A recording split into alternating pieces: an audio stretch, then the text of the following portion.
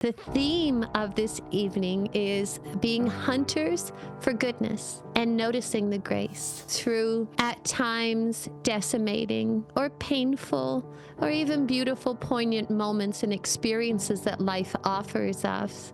Don't worry, I got this. It's just scary. Where's the good in this circumstance?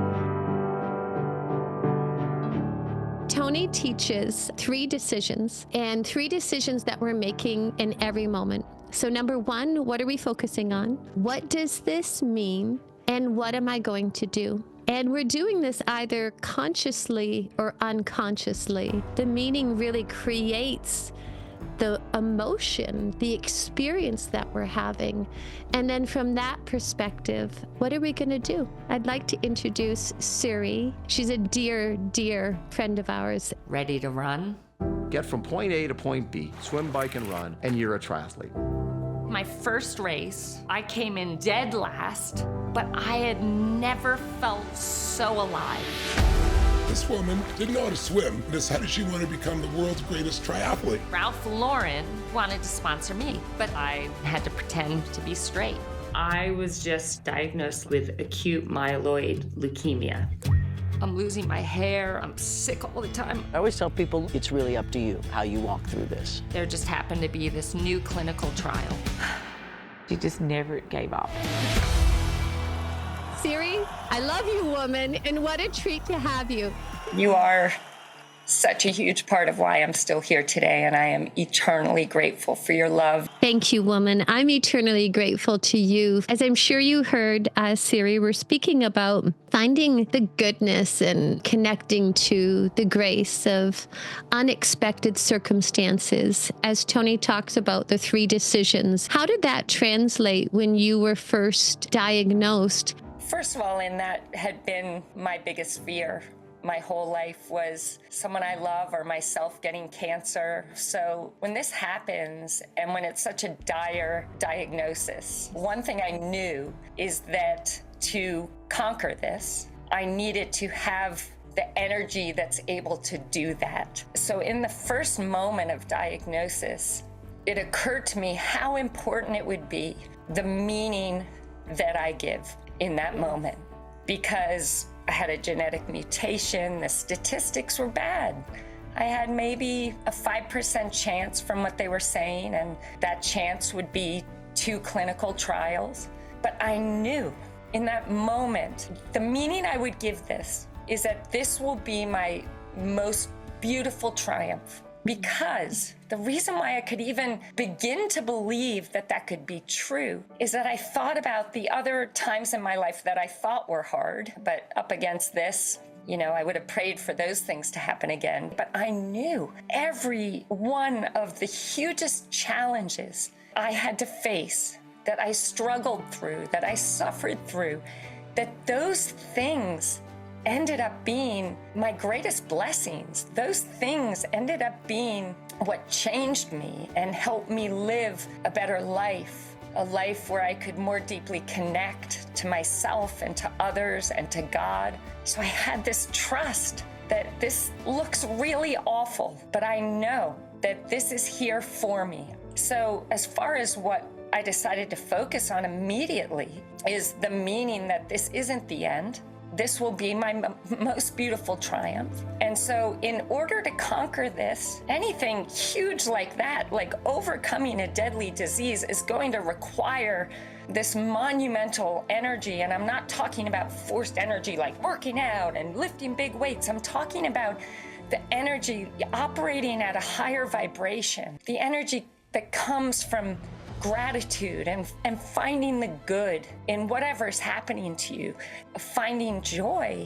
Joy isn't something that you only experience when times are great. Joy is a choice. It's something that we can decide to look for joy, look for something to appreciate or to feel the love of. And as I looked around me and my extraordinary wife and my amazing mom and the horses and the doctors. I had to stay focused on everything that I could feel grateful for and all the reasons why this would be my most beautiful triumph. The actions that I took from that point is no matter how much pain I was experiencing, it was finding the good, finding something to appreciate, remembering who I am, the parts of me that I know were equipped for this. It was me deciding, fully trusting God and God's plan for me, fully trust that this was life happening for me, fully trust in myself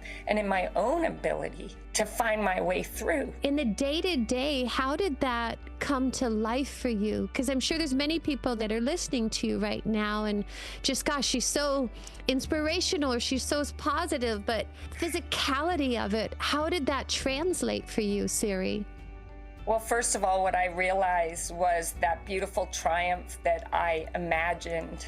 I, for 50 years of my life, believed that I was loved because of what I achieved, because of how strong I was and brave I was and how I conquered challenges and I was never a worry and never a problem. And the scariest thing of all of this is, I felt like my wife fell in love with me for all those things. So I wanted that most beautiful triumph where I crossed the line and I'm strong and brave. But as time's going on, I'm losing my independence. I can't do anything for myself. I lost like 25 pounds. I have no hair.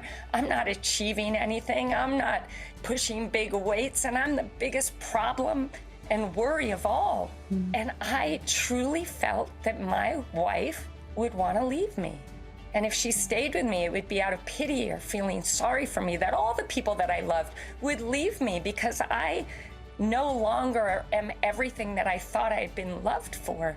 What I realize now is that the most beautiful triumph was me becoming whole for the first time in 50 years. Me understanding that I'm not loved for my achievements.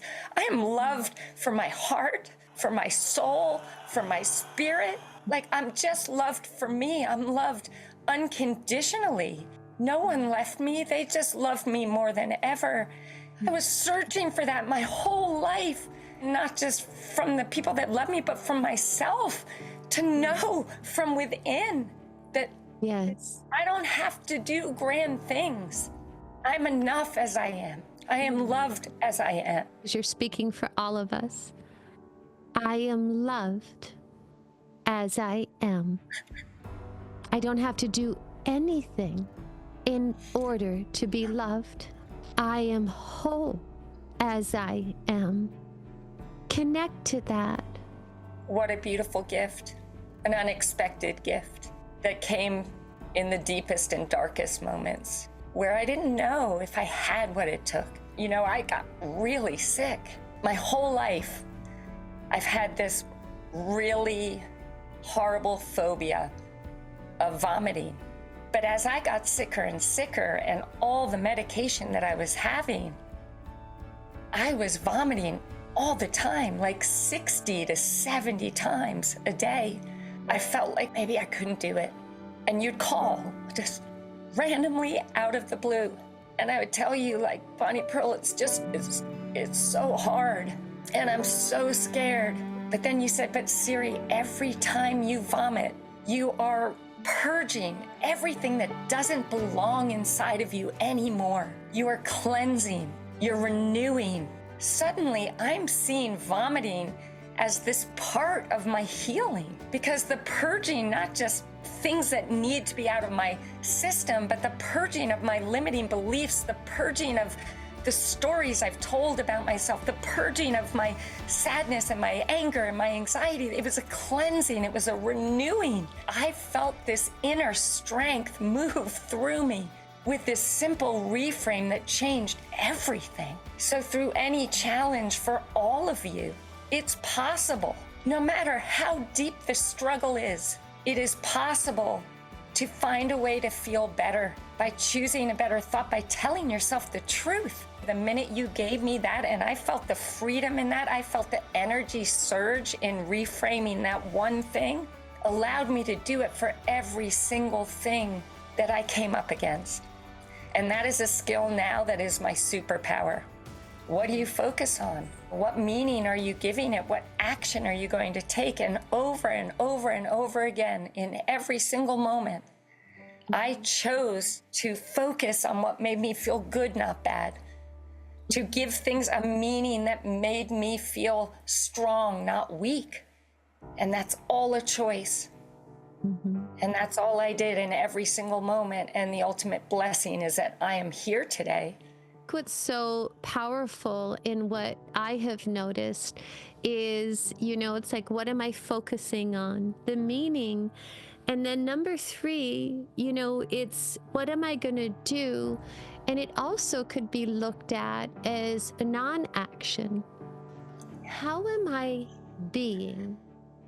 The doing, what I've recognized, just witnessing you from afar and up close, is that you have gained considerable freedom from the responsibility to have to be a superstar, whatever that means, or a triathlete. But that also came with incredible responsibility and pressure of all the things that you had to do. And as I think of the third of what I'm going to do, it moved from just witnessing you from less of an action to more of a state of being.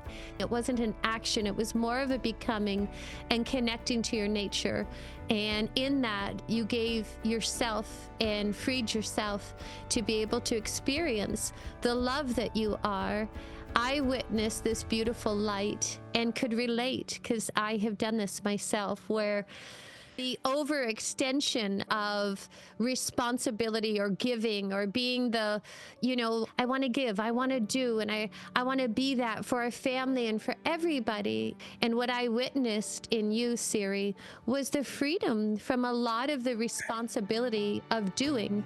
And that doesn't mean that you're not useful. In many ways, you're probably even more useful to yourself and to the world around you. But there's a freedom in your beingness with yourself and with others that's just so beautiful to watch in you and through you. So thank you for being the bright light that you are. I love you. Thank you. I love you so much. I love you all. Thank you.